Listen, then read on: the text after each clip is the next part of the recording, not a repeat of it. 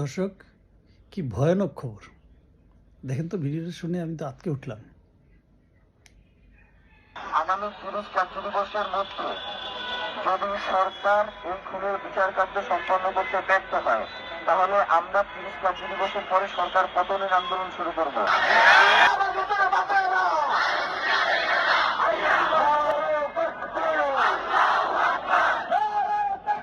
বুঝতে পারছেন, শাহবাগ বন্ধ করে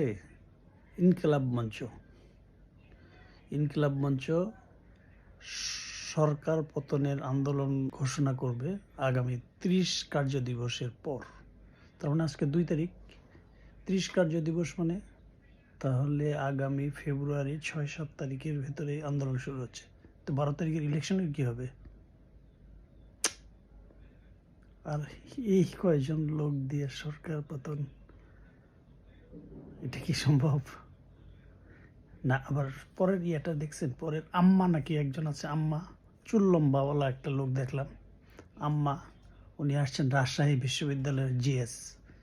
উনি মনে হয় ওই যে নারায়ে তকবীর শুনলেন না, ওনারা সরকার পতনের আন্দোলন করবেন। তো ইলেকশন করবে কে?